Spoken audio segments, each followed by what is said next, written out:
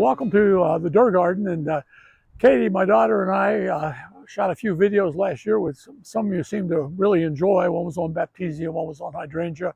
We did one on Perudia. And I thought it might be a good idea this year.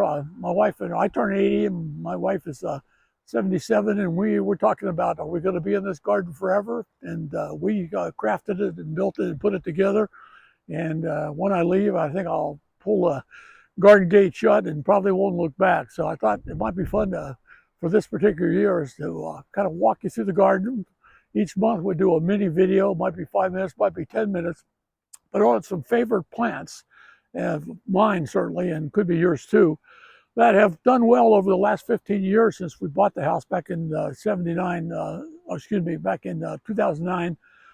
2010. And almost every plant you see, I, and almost always dug the holes and plugged them in. And people have shared plants with me. We've purchased plants. We've propagated plants.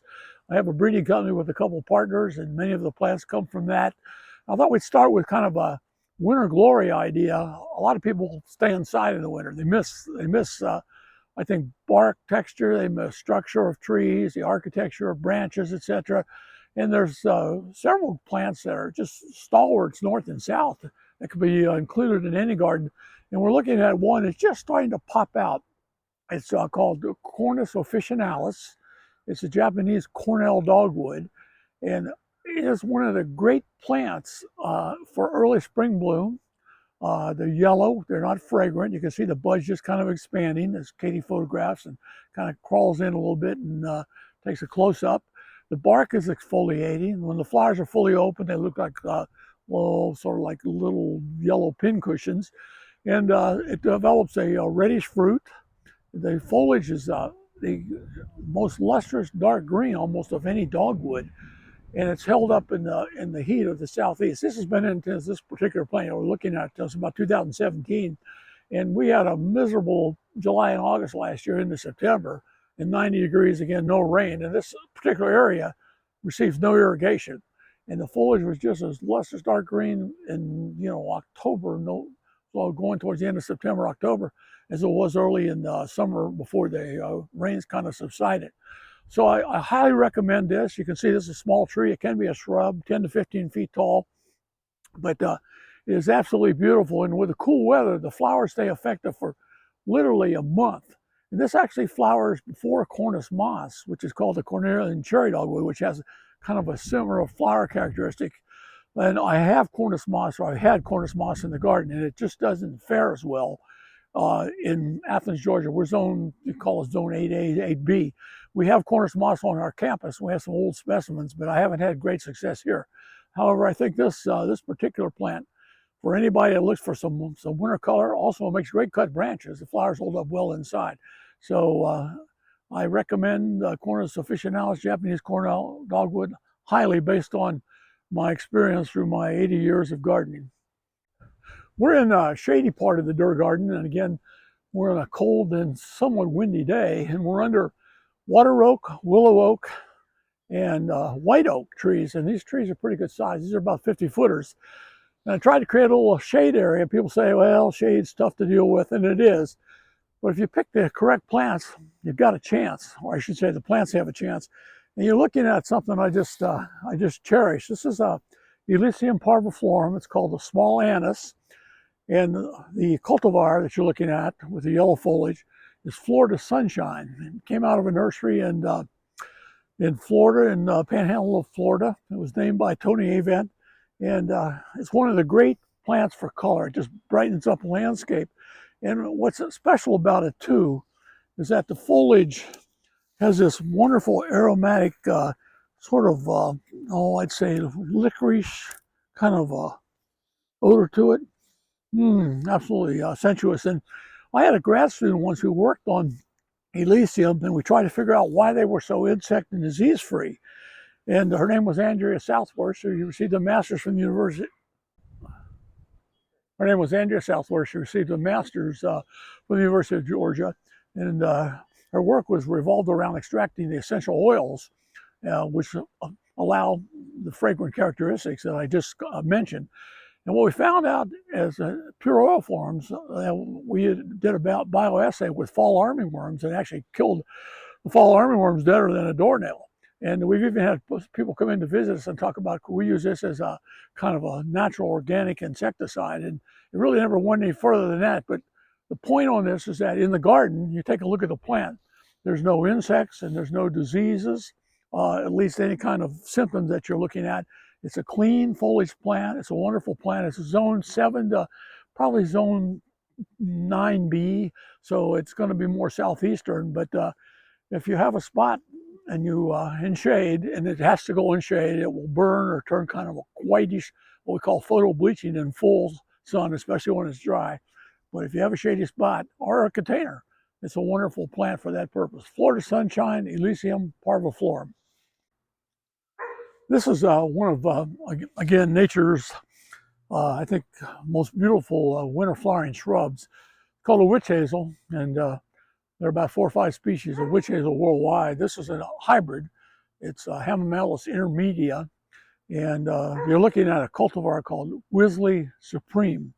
And I've had this in the garden. This has been about 14, 15 years, and it never fails. The only problem with some of the witch hazels is that they're grafted on an understock, usually Hamamelis virginiana, not the common witch hazel, and you end up with some suckers, which we cut off, or I cut off, or I get somebody to cut off every 2 years. And that's the only problem. This thing has flowered as early as late December. Today I mentioned it's the 28th of January. We were cold, it's kind of held back, but on a warm day, and it's fragrant now, wonderfully fragrant. This is one of my favorite witch hazels. There's over 100 cultivars of Hamamelis intermedia, and they come from reds, they're copperies, they're oranges, they're somewhere in between, they're butterscotchies, and there's beautiful, beautiful yellow that you're looking at. This is almost a pure yellow. And this has never failed to flower through hot, dry, cold, wet, whatever. It's a great shrub, 10 feet tall, probably 10 feet wide, maybe a little higher and a little wider, but there are many, many cultivars. I might recommend one called Helena, or Jelena, Jelena, which is a coppery bronze flowered form. I have that on the property, but it's on the other end and it's not in flower yet. It's a little later than Wisley Supreme. And the other one that's probably the most famous came from the Arnold Arboretum in Boston. It's called Arnold Promise. It's more of a vase shape, more upright, but the original plant was about 18 feet tall, so it gets quite large. These do get quite large. But they can also have glorious fall color. This has a good yellow fall color. There's one called Hiltonberry that has a red purple fall color. And there's actually a book written by Chris Lane on the witch hazel. So if you're at all interested, it's like diving into a big swimming pool, and there's just more and more information that you kind of collect and possibly use for your own garden. A garden can only hold so many of these, but certainly one of the most beautiful winter flowering shrubs. And again, Hamamelis intermedia hybrid, and this is Wisley, Wisley Supreme, came from the Royal Horse Society garden in Wisley, England. This is another great winter flowering plant, and also a great shade plant. And I mentioned before, I was talking about the witch hazel. Hamamelis are also good in partial shade. The one I just showed you, Wisley Supreme, actually is in quite heavy shade. It's under some big tulip trees, water oaks, and a persimmon. You're looking at a broadleaf evergreen that has been unfortunately left behind in the scheme of landscape plantings across the United States. This is Sarcococca, and if you want to try to spell something difficult, try to spell Sarcococca. This is Orientalis, the Oriental, and it's called Sweetbox. It's in the boxwood family, typically flowering in December, January, February. And as I mentioned earlier on, it's been cold, so it's been held back a little bit. But as Katie kind of can show you as I'm holding the branch here, these are all flower buds. They'll be white and deliciously fragrant. Most people never see them because they're born somewhat under the foliage. But the foliage is this lustrous dark green. And at least we've been down to 6 degrees last year. No injury at all. And the most common sweet box that you'll see in commerce would be Sarcococca hookerana variety Hamamelis. Hamamelis means small, which is a lower growing form, and probably the most cold hardy. For my preferences, or from my perspective, this is one of the best. It makes a nice 3 foot by 3 foot rounded shrub. and this again is in heavy shade. It'll also do in sun. It's better in shade. In my opinion, all the Sarcococcas are better in a shady, semi-shade or shady situation. And this thing has never been cared for in any sense of the word. In fact, it's actually never been pruned until this year when I took a few cuttings off of it. So the Sweetbox are definitely worth considering, particularly for the winter landscape in a shady environment. This is the west side of our house, and again, it's in shade. There's big trees as you're looking at me to my right. And I started a new hydrangea garden in here. I dug up what was in here, brought it in compost. I got probably 20 different hydrangeas in here, and I can report that the only thing that flowered in here, there's macrophyllus, there's serratus, there's arborescens, there's even a crazy hydrangea relative called platycrater arguta. And the only thing that flowered last year were the arborescens. The macrophyllus got savaged by the cold. We had cold winter anyway, and then came the end of March, we were about 22 degrees, and all the flower buds, the plants were killed back. This has happened repeatedly in this particular location, so I got tired of it, and I said, why not Hellebores or autumn ferns or polygonatums? And that's what I started plugging in seedlings. And if you look, everything in this bed is a seedling that I just I've kind of dug up from around. I have some other Hellebores in the neighborhood. I just dug them up and stuck them in. And usually I'll dig up some seedlings and I'll put them in cells and just grow them on until they get big enough, and then I'll transplant them to the ground. But you can see a few of them are flying. There's a white one, there's a red one. They've got doubles in here.